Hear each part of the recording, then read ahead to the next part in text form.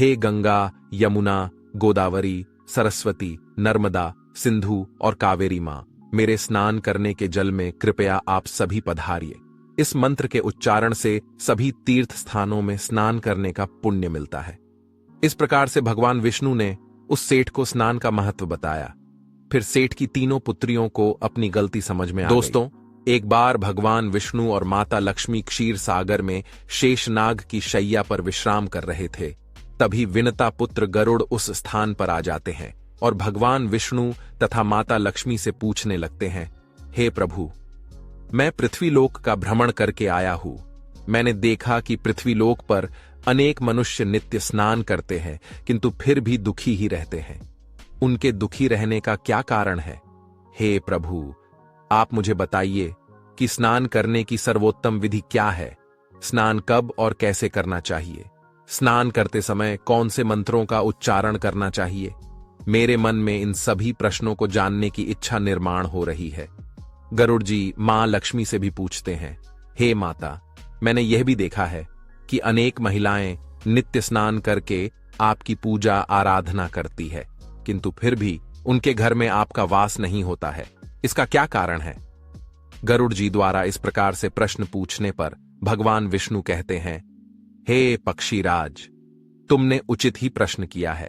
स्नान करना अत्यंत आवश्यक होता है। स्नान से ही शरीर शुद्ध होता है।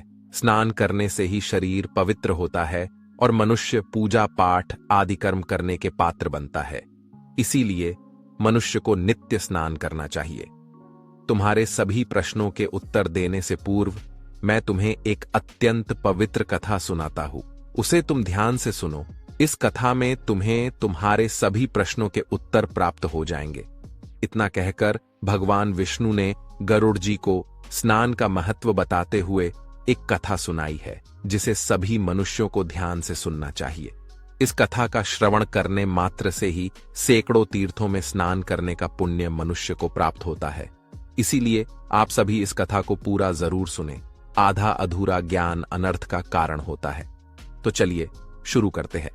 भगवान विष्णु कहते हैं, हे पक्षीराज, प्राचीन काल की बात है।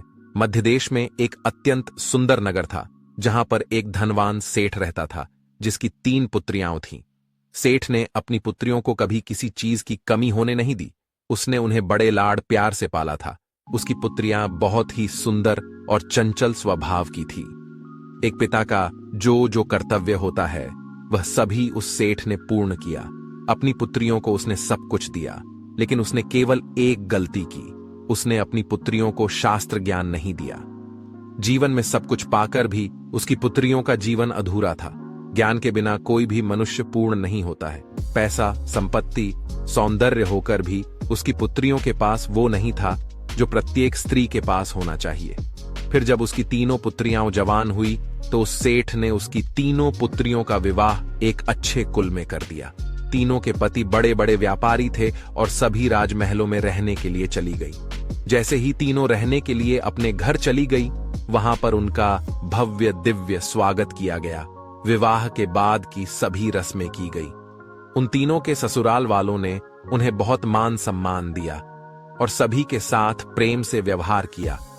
वे तीनों अपने ससुराल में बड़े ही मौज से रहने लगी। तीनों सुबह देर से जागती थीं, देर से स्नान करती थीं, बिना स्नान किए ही भोजन किया करती थी और कभी कभी ही पूजा पाठ किया करती थी। उनकी सास ने उन्हें कई बार टोका, लेकिन किसी ने अपनी सास की बात नहीं मानी और अपनी ही मनमानी करने लगी।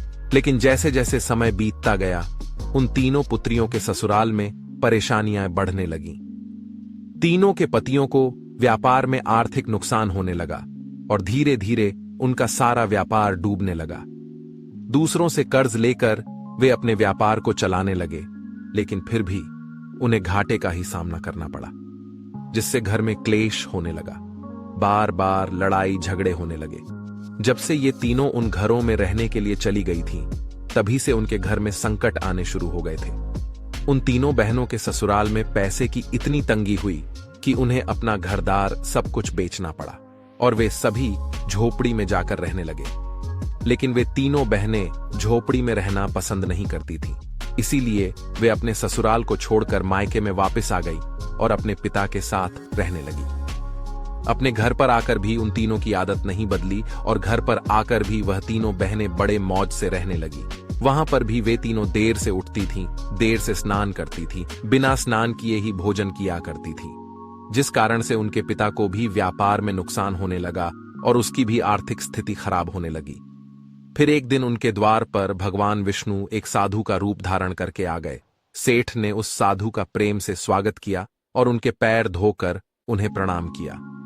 फिर सेठ ने उस महान साधु को अपना दुख बताया और उस पर निवारण करने के लिए उपाय पूछा। सेठ ने अपनी पुत्रियों को भी बुलाया और साधु को उनके बारे में भी सारी हकीकत बता दी। जैसे ही उस साधु ने सेठ की तीनों पुत्रियों की तरफ देखा तो उन्हें सारी हकीकत पता चली। उन तीनों बहनों के चारों ओर नकारात्मक शक्ति का घेरा बना हुआ था जो उनके साथ ही चल रहा था। वे जहां पर भी जाती वह नकारात्मक ऊर्जा उनका पीछा नहीं छोड़ रही थी। उस सिद्ध साधु ने उस सेठ से कहा, तुम्हारी तीनों बेटियों की आदतों के कारण उनके चारों ओर नकारात्मक ऊर्जा का घेरा बना हुआ है। इसी कारण से ये जहां पर भी जा रही है वहां पर केवल दुख और संकट आ रहे हैं। तुम्हारी तीनों पुत्रियां अत्यंत आलसी हैं।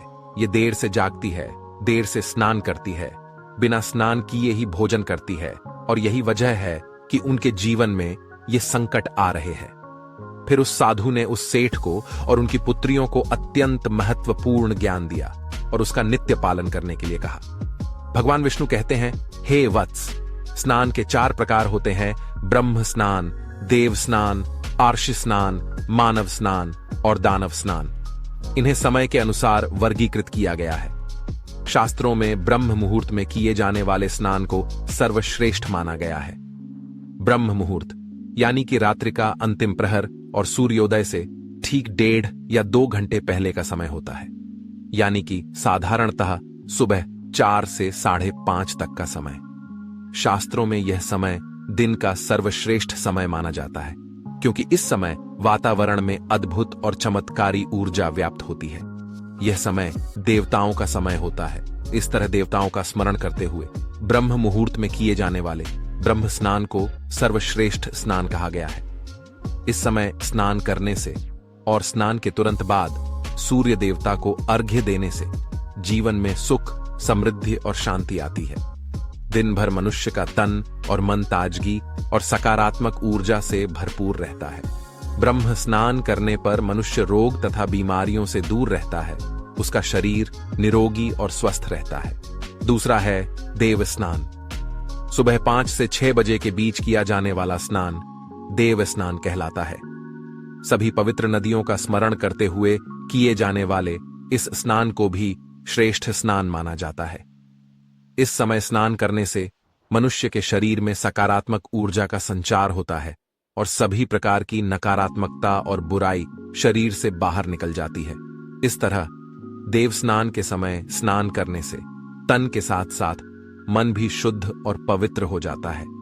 इस समय पर स्नान करने से धन संपत्ति में वृद्धि होती है। मनुष्य को सभी भौतिक सुख प्राप्त होते हैं। सुबह सुबह जब आकाश में तारे नजर आते हैं उस समय के गए स्नान को ऋषि स्नान कहते हैं। यह भी श्रेष्ठ स्नान होता है। इस समय स्नान करने से मानसिक शांति मिलती है। तीसरा है मानव स्नान। सुबह 6 से 8 बजे के बीच में किया जाने वाला स्नान मानव स्नान कहा गया है। यह स्नान सूर्योदय के समय या सूर्योदय के ठीक बाद में किया जाता है। इस समय स्नान करना भी अच्छा माना गया है। शरीर में दिन भर ताजगी, स्फूर्ति और सकारात्मक ऊर्जा व्याप्त रहती है जो हमें किसी भी कार्य को करने के लिए उत्साहित करती है। किंतु मनुष्य को कभी सूर्योदय के 2 घंटे बाद स्नान नहीं करना चाहिए, अर्थात सुबह 8 बजे के बाद स्नान करना अनुचित होता है। इस समय वातावरण में व्याप्त दैवी शक्ति बहुत कम हो जाती है, इसलिए मनुष्य में उत्साह और ऊर्जा की भी कमी दिखाई देती है, जिससे वह दिन भर आलस का अनुभव करता है। पूरे दिन शरीर में सुस्ती सी रहती है और किसी भी काम में मन नहीं लगता है। सुबह 8 बजे के बाद स्नान करने से व्यक्ति के जीवन में दुर्भाग्य आता है। उसके शरीर में नकारात्मक ऊर्जा का वास होने लगता है। ऐसा मनुष्य जिस स्थान पर भी जाता है उसके साथ दुर्भाग्य चला आता है। तुम्हारी ये तीनों पुत्रियां सुबह देर से स्नान करती थीं, जिस कारण से उनके ससुराल की सारी संपत्ति नष्ट हो गई और अब तुम्हारी भी धन संपत्ति नष्ट हो रही है। सूर्योदय होने के बहुत समय बाद तक भी जो लोग स्नान नहीं करते हैं उनके मन में दिन भर क्रोध, राग, द्वेष, नकारात्मकता, कमजोरी और चिड़चिड़ापन बना रहता है, जिससे इनके काम में मुश्किलें आ सकती हैं। इसलिए प्रतिदिन ब्रह्म स्नान, देव स्नान, ऋषि स्नान या मनुष्य स्नान करने की सलाह दी गई है। प्रतिदिन इन पवित्र कालों में उठकर स्नान करके ईश्वर की पूरी श्रद्धा से आराधना, प्रार्थना और पूजा पाठ करने से तथा सूर्य देवता को अर्घ्य देने से हमारे तन के साथ साथ मन भी शुद्ध और पवित्र हो जाता है और हमारी बहुत सी समस्याओं का समाधान हो जाता है।